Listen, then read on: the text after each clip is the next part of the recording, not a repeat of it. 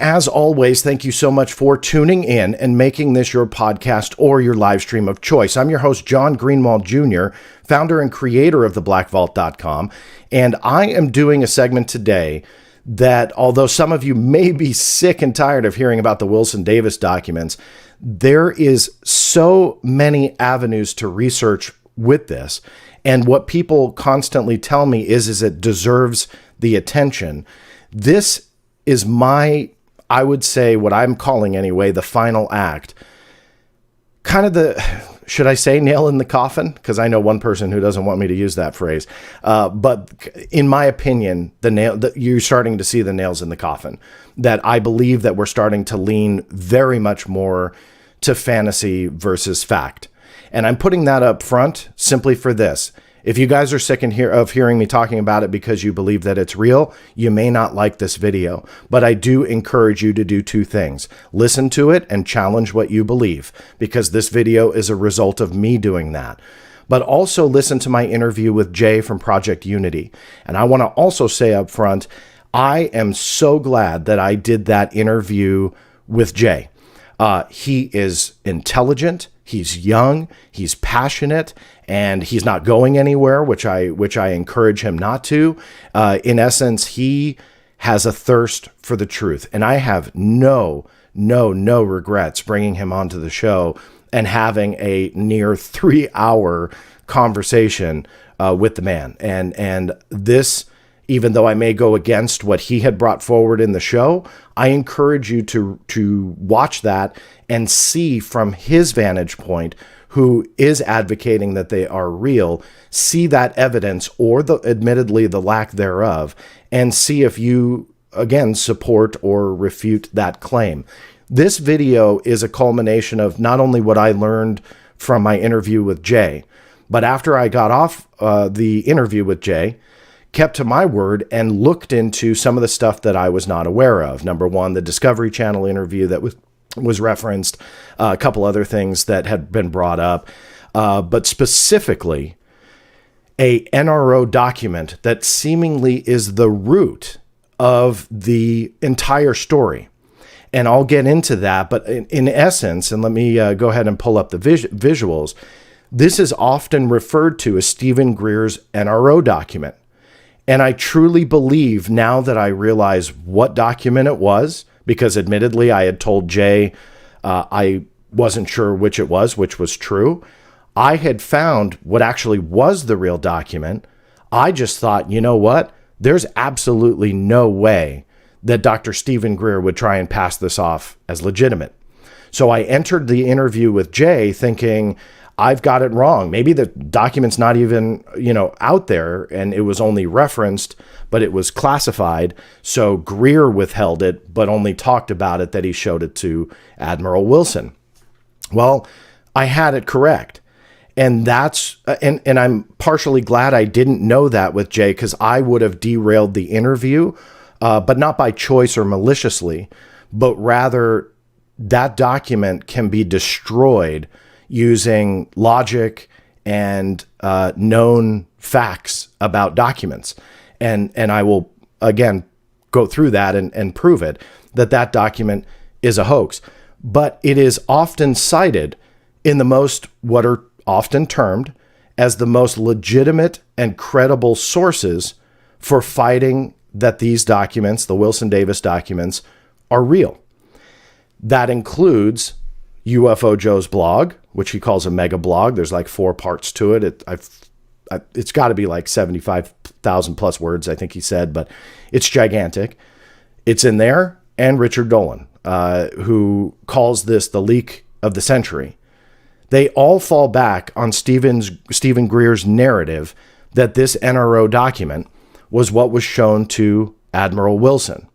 According to Greer, and I'll get into the exact quote so you know that I am not paraphrasing or taking people out of context.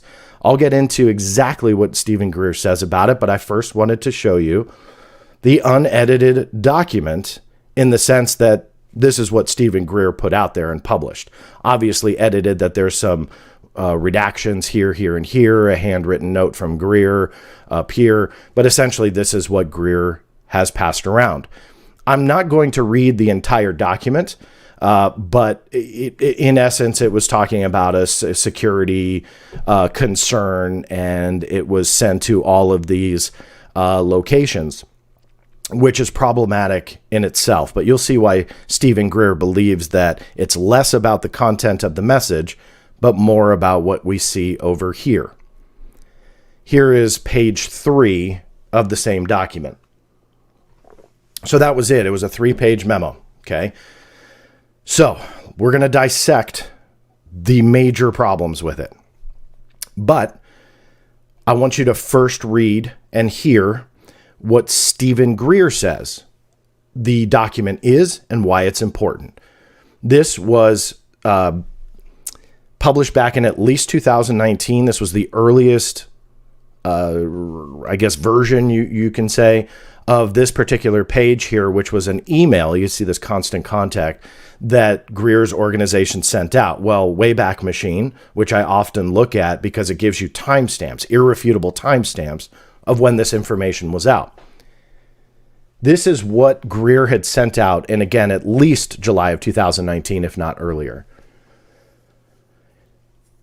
It's the National Reconnaissance Office document. The reason it's important is not so much for its content.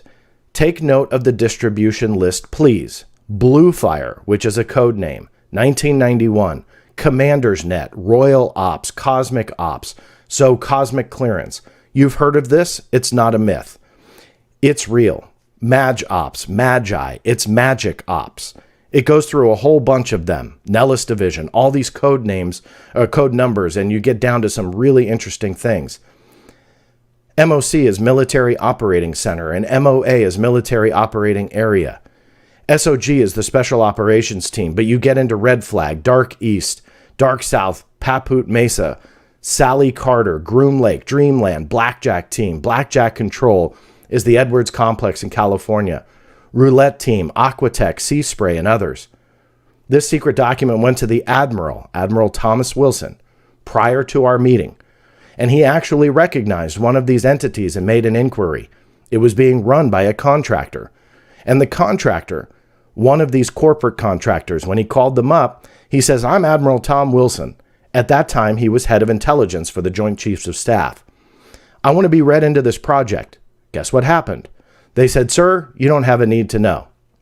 This is the guy who's supposed to give the intelligence briefings for the Joint Chiefs of Staff of the United States.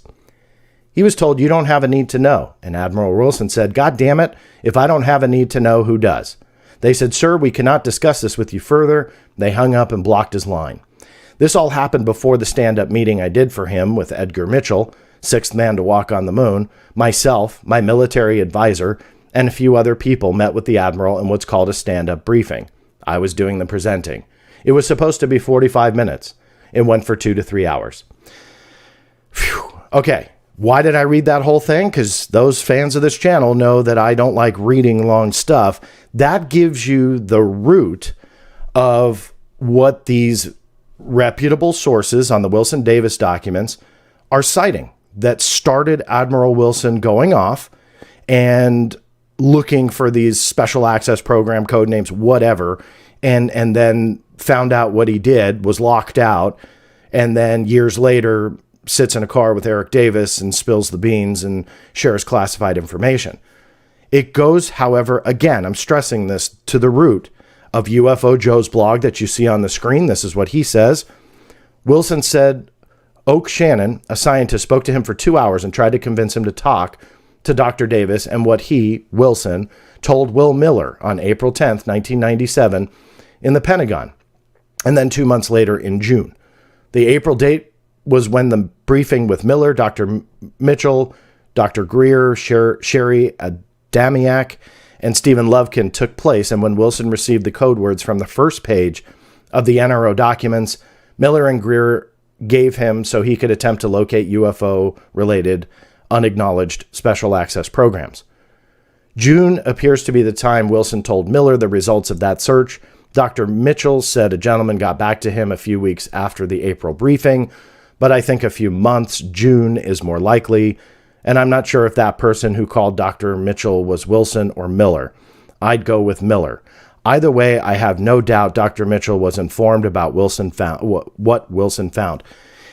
I won't start dissecting all those silliness of he said, she said, and then when something doesn't fit the narrative, we switch it. For example, Mitchell says one thing, and then UFO Joe chimes in and says, no, it's probably something else. That's problematic with these types of stories. But regardless, you can see here it is solidified that the NRO document is what set Wilson off. It's also reinforced by Richard Dolan.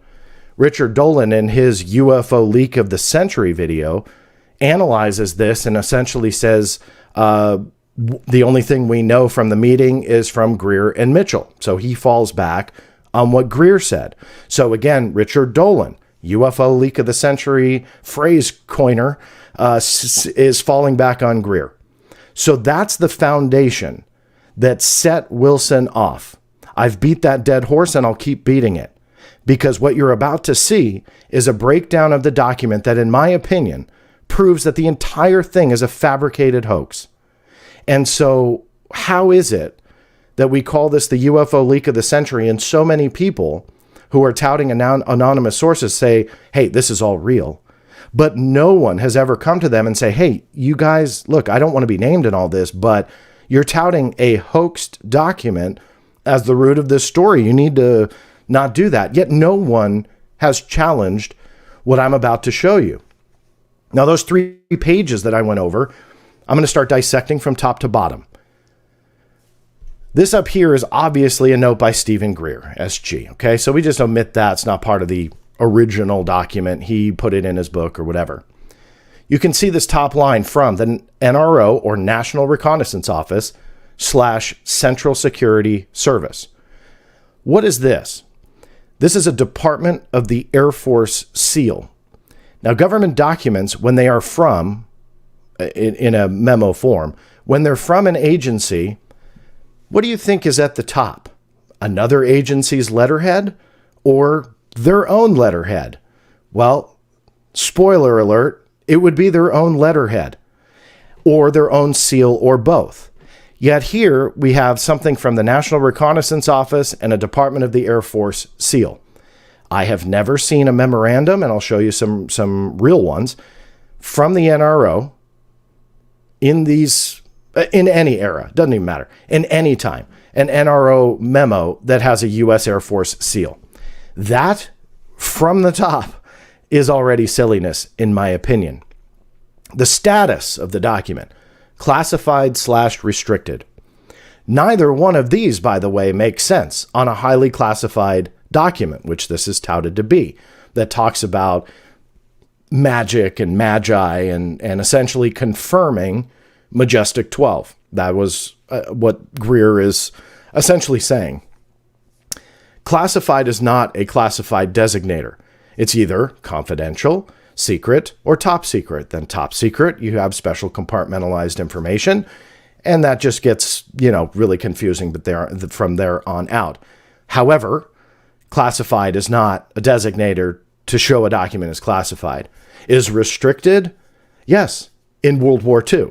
It stopped being a designator after World War II and was considered a very low-level classification, but something totally unrelated. They dealt with a lot of, I believe, nuclear information post-World War II, but was stopped very shortly thereafter. So restricted, no. And plus, when you're confirming the top secret, if the MJ-12 documents are real, and that's a whole nother video in itself, we know that it's top secret, right? So it wouldn't be restricted, even if they were still using it in 1991. But all of those are just hypothetical, speculative whatevers. The reality is they never used classified / restricted or just classified or just restricted. It's all wrong. Remember I said the memo was from the NRO, the National Reconnaissance Office / Central Security Service? The CSS, this kind of designates that it would be a division of the NRO. That's wrong. The CSS is part of the NSA, the National Security Agency. It was started decades prior to this, I believe, but regardless, was never part of the NRO. It was always part of the NSA's mission. So what are we doing here? Some may argue, well, maybe it was a memo from both the NRO and the CSS. I've never seen an example like that. It's incredibly doubtful, but regardless, here's your Air Force seal, which screws everything up. So that doesn't make sense either. Here's a fun historical tidbit, which I actually geek out about this stuff, but it's yet another flag that this is all a hoax. This was written in 1991. The National Reconnaissance Office wasn't revealed yet as an agency. It started in the 1960s, was revealed, I believe it was 92, but it wasn't revealed yet. And so every time that it was written in a masthead or a letterhead, I should say, at the top, it would say National Reconnaissance Office, or whenever the NRO was cited in a document, you would have something really interesting, and it would be an S in parentheses. And the S in parentheses denoted that that particular name, the National Reconnaissance Office, was designated secret in and of itself. So it could be completely unclassified information. But if the NRO wrote it and their letterhead was at the top, it actually had this, an S in a parenthetical, stipulating that in 1990, the NRO, which was working in entire secrecy, it was not known to be public knowledge at all, again, until years later, they would have to have that secret designator on the masthead. I keep saying masthead, letterhead, excuse me. And that meant that anything created by the NRO would have to hold the classified designator of at least secret, because this letterhead alone mandated that. You can see here a secret and a top secret document. And these are real. These were obtained from the Freedom of Information Act. And released in 2019. You could see the top secret and secret designators at the top and bottom. These are essentially the, we'll call it the compartmentalized information. You needed to have BIMAN or talent keyhole clearances to see this, generally about the spy satellites and stuff like that. Anyway, all cool history, but regardless, these are what classified memos, you can see they're both memos, in the same time frame. That 3-page that we're talking about was 91. This is the end of 1990, beginning of 1990. I couldn't find one from 1991, but regardless, it's the same. And how they look. So those are real. I'm going to punch that classified designator again. The top of the document in question didn't have secret or top secret like real ones did. Rather, they just said classified, which is bunk. It's not to say that maybe somewhere in an archive there's a document with that. I highly doubt it. But regardless, no, it just doesn't happen, especially being written by an agency that didn't even have an existence. It was operating within the black. There was no public knowledge at all. So they're going to put classified at the top? Not a chance. This was the most fun. This is at the bottom of page 3. This document contains information affecting the national security of the United States within description of the Espionage Act, 30 United States Code, chapters 31 and 32, as amended. Its transmission or the revelation of its contents in any manner to an unauthorized person is strictly prohibited by law. It may not be reproduced in whole or in part by other than United States Air Force Special Security Services, except by permission of the Director of Special Intelligence, T2, U.S. Air Force /NRO. Espionage Act, 30, United States Code, 31 and 32. The Espionage Act is actually 18 United States Code, Chapter 37. The citation is wrong. Now, that sounds all good and official, but I looked up exactly what they were referencing. 30 U.S.C. 31, Marine Mineral Resources Research. Chapter 32, Methane Hydrate Research and Development. In other words, it's completely bunk. They didn't verify it, and apparently no one else did. That the Espionage Act had nothing to do with the U.S. Code of Federal Regulations that was being cited in the document.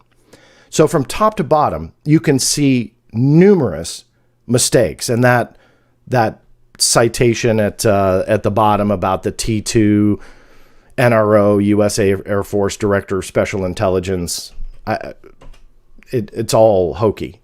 And in fact, it's so hokey, when I first saw it, I thought that there's no way that was being passed off.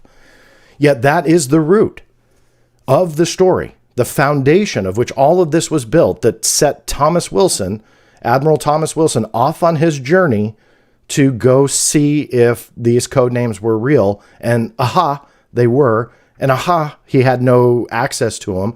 And the rest is history. But Admiral Wilson couldn't identify a fake document.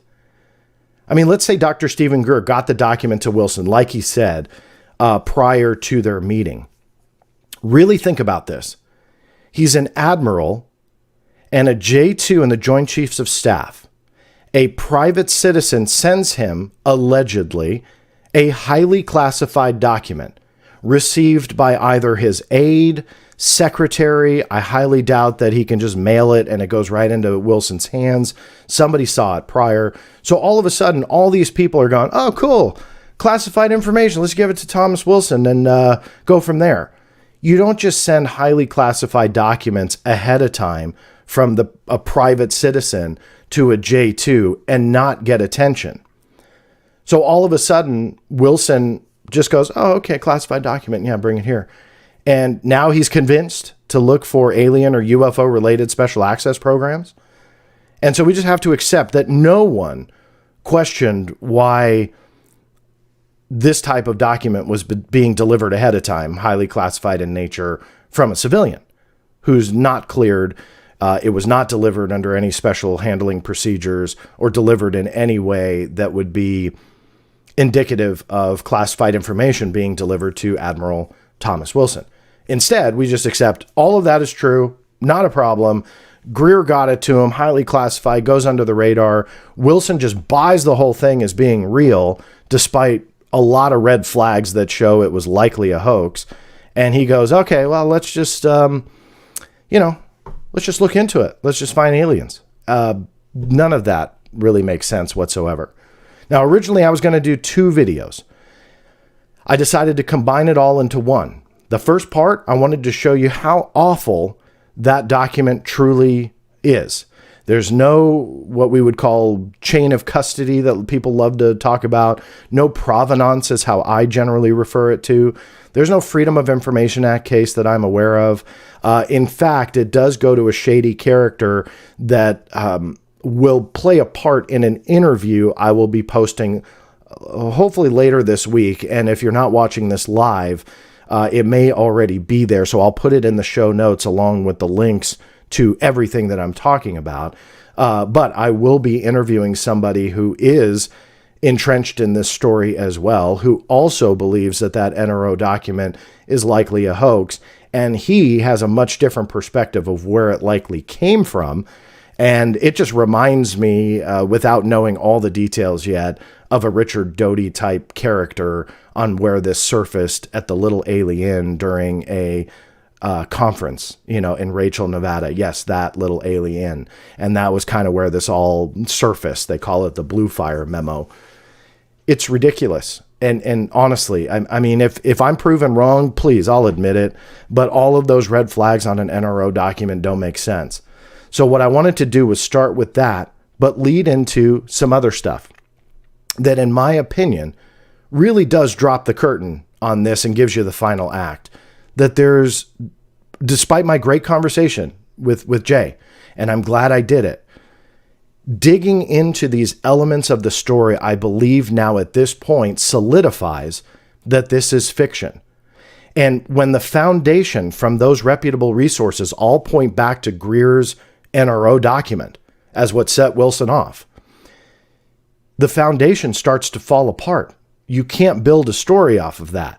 You have to buy so much that Wilson would take in a classified document that was a hoax and act on it from a private citizen. It doesn't matter if Edgar Mitchell was attached or not.